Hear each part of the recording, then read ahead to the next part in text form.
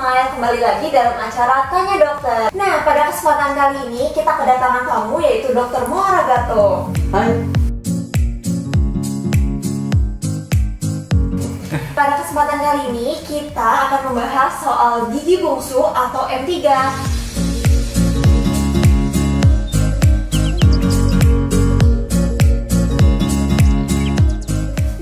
Banyak banget nih pertanyaan yang muncul soal gigi bungsu. Nah, sebenarnya gigi bungsu itu apa sih, Dok? Jadi gigi bungsu itu gigi yang muncul dia paling belakang. Jadi dia karena benihnya itu paling belakang sendiri, dan biasanya di tulang, kita bilangnya tulang ramus ya, di daerah rahang kita. Kita bilangnya rahang. Nah, dia tumbuh di area situ dan biasanya sempit, akhirnya apa menyebabkan dia nggak bisa tumbuh karena terhalang dengan tulang ramus itu. Gitu. Dia tertanam dengan tulang. Dan memang dia munculnya paling belakang, karena kalau paling depan namanya gigi sulung. Sebenarnya harus ada nggak sih, Dok, gigi M3 itu? Soalnya kayak ada nih yang nanya, dia udah usia 40 tahun tapi gigi bungsunya tidak tumbuh. Jadi gini, terkadang ada beberapa orang emang tidak punya benih gigi untuk gigi belakang, dan itu yang mereka beruntung sekali gitu, karena banyakkan orang mereka punya benih gigi, dan benih giginya itu karena tubuhnya tidak cukup tempatnya, akhirnya mendesak gigi depannya dan akhirnya bikin merusak gigi yang depannya. Bisa juga dari gusinya sendiri, karena jadi kayak pocket, munculnya pocket, kan dia nggak akan menempel di enamel kan. Enamel itu apa, mahkota giginya, dan dia tertanam di dalam, dan akhirnya ya itu akhirnya bikin keluhan sakit, berdenyut, dan terkadang melibatkan gigi yang depannya itu. Tapi normal, Dok, kalau misalnya M3 itu nggak ada? Normal-normal aja, karena sebenarnya sih tidak terlalu dibutuhkan. Karena apa? Untuk oklusi, untuk pengunyahan. Pengunyahan itu sebenarnya kita hanya membutuhkan geraham 1 dan geraham 2. Jadi di geraham 2 itu cukup. Karena apa? Kalau misalkan terlalu ke belakang, akhirnya yang paling sering adalah tergigit di bagian pipinya, di bagian apa namanya, jaringan lunak yang di pipi ya. Nah, Dok, sebenarnya tadi itu udah dibahas. Nah, apakah semua gigi bungsu yang tumbuh itu harus dicabut atau tidak? Ya, baiknya sih dicabut kalau misalkan ada keluhan, dalam artian dia sudah melibatkan gigi depannya atau sudah menimbulkan rasa tidak nyaman, apalagi nggak sampai migrain. Kadang-kadang karena apa, yang paling berat adalah kalau misalkan akar dari gigi bungsu itu tadi itu mengenai dari saraf yang di belakang sini, kita bilangnya alveolus inferior, di dekat itu. Nah, itu biasanya mengenai daerah saraf trigeminal, dan dia biasanya pusing.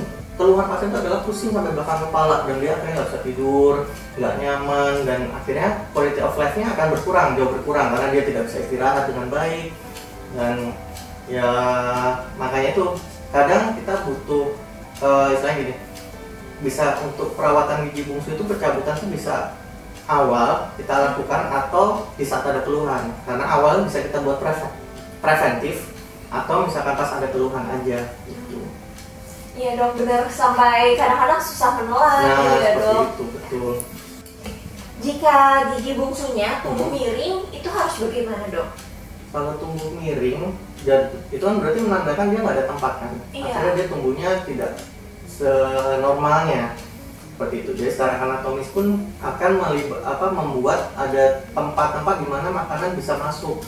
Maksudnya kan dia tubuhnya miring dengan gigi depannya, dan akhirnya kan di bagian antar pertemuan gigi itu, antar geraham itu akan ada sela-sela di mana yang bikin makanan bisa masuk ke dalam, dan akhirnya bikin infeksi, dan akhirnya bikin lubang. Nah, itu yang kenapa kok gigi miring itu ya baiknya diambil gitu, karena apalagi dia paling belakang dan susah banget dibersihkan. Itu hampir sulit karena kita menggunakan sikat gigi aja kadang-kadang nggak bersih. Dok, ada pertanyaan langsung nih dari pasien. Aku bacain ya. Dok, gigi geraham belakang bagian atas saya sangat nyeri, seperti gigi geraham bungsu saya mulai tumbuh. Apakah harus dicabut ataukah dibiarkan saja? Jadi yang sakit gigi atasnya? Iya, Dok. Oke, sebenarnya kalau untuk infeksi gigi atas itu tergantung kedalaman kan. Dan biasanya kalau dia timbul keluhan, biasanya dia timbulnya setengah, maksudnya terlihat mahkotanya hanya setengah. Dan banyak faktor sebenarnya sakitnya, bisa sakit karena emang ada trauma oklusi, karena dia paling belakang dan dekat kan dengan gigi antagonisnya untuk gigi bawahnya. Nah itu bisa terjadi trauma okulusi di situ, atau hanya cuma sakit karena di bagian gusinya infeksi.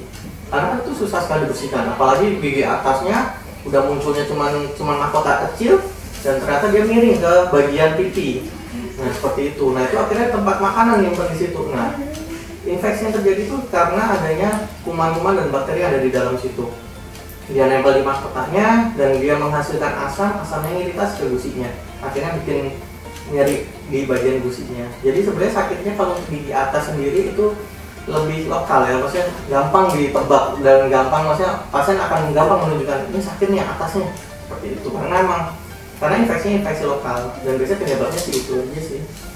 Beda dengan kalau gigi bawah. Kalau gigi bawah banyak melibatkan kayak saraf, percabangan saraf dan bentuk karena giginya dia miring kan, dan akhirnya tekanannya dia bisa ini mau tumbuh akhirnya akan ke depan.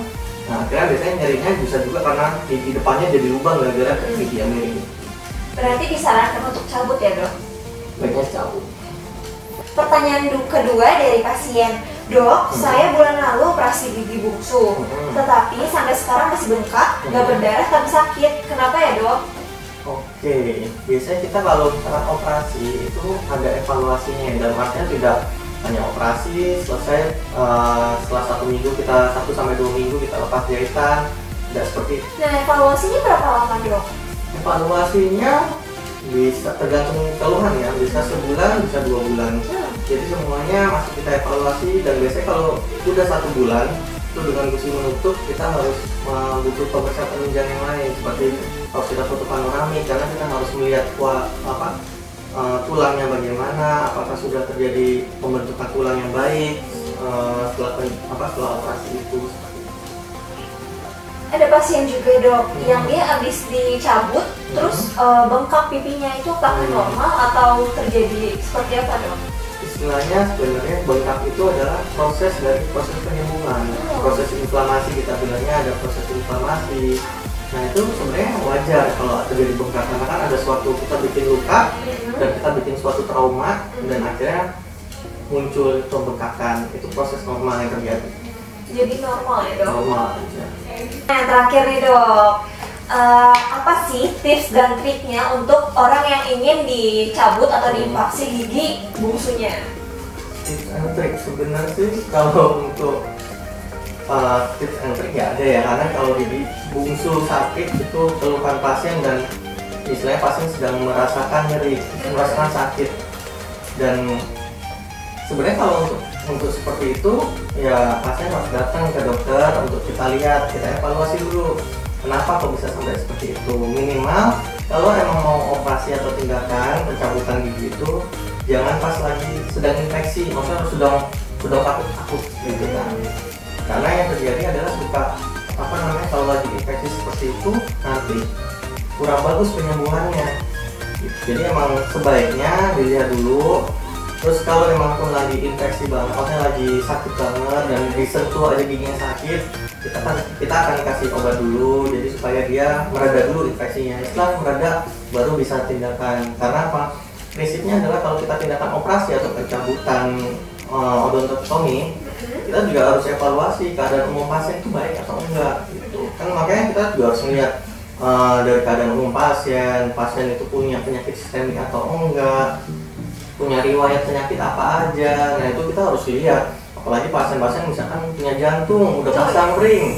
Nah itu persiapannya pun agak berbeda dan harus lebih kita juga harus lebih pemberian obat-obatannya juga harus berbeda, anestesinya pun berbeda gitu kan untuk pasien-pasien yang jantung. Nah makanya baiknya emang datang, kalau emang ada keluhan seperti itu datang ke dokter giginya, nanti biar bisa dilihat kenapa. Terus emang kalau yang diharuskan untuk pencabutan, pasti dokternya akan bilang ini baiknya dicabut. Nah dok, tadi kan tips sebelum nih mencabut, kalau misalnya sesudah mencabut gigi bungsu itu bagaimana dok? Oke, kalau sesudahnya pasti kita akan menyaksikan pasien.